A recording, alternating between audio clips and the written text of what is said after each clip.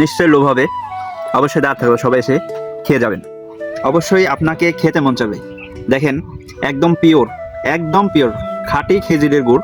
আমার পিছনে দেখতে পাচ্ছেন অনেক খেজুর গাছ রয়েছে, এইগুলোই গাছ আমাদের। এই গাছ থেকে একদম এইরকম খেজুর গুড় সংগ্রহ করে, খেজুরের যে পাতলা যে নালি গুড় বলা হয় সেটা সংগ্রহ করছি। দেখেন রসের মতোই, কিন্তু অনেক মিষ্টি।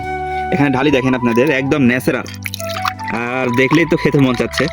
এটা দিয়ে যদি কোনো পিঠা, শীতের যে ধুপি পিঠা রয়েছে, এটা যদি খান তাহলে অবশ্যই আপনার মন জুড়িয়ে থাকবে। দেখেন মানে একদম অন্যরকম। আপনি দেখতে পাচ্ছেন এই পিঠা কি আপনারা কখনো চিনেন, দেখেছেন না খেয়েছেন? এটি সেই হচ্ছে ধুপি পিঠা বলা হয়। বাতাসটা তো একদম মন জুড়ে যাচ্ছে, একদম মনে হচ্ছে যে ফাল্গুন মাসের যে বাতাসটা বয় সেরকম অনুভব হচ্ছে।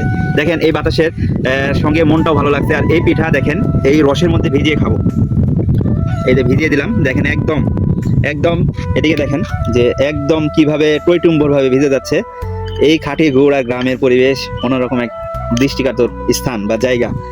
আর এখানে বসে, এখানে দাঁড়িয়ে থেকে খাচ্ছি। দেখেন আপনাদের শুধু দেখাই, এখানে দেখেন একদম ভিজে টইটুম্বর হয়ে গেছে চালের আটার যে ধুতি পিঠা। খেয়ে দেখাচ্ছি আপনাকে। এত মজা, মনটা শান্ত হয়ে যাচ্ছে।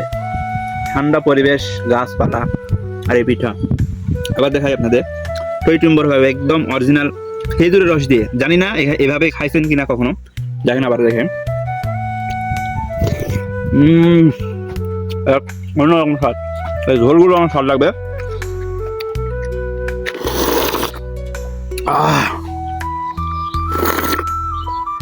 নিশ্চয়ই লোভ হবে, অবশ্যই দাঁত থাকবে, সবাই এসে খেয়ে যাবেন।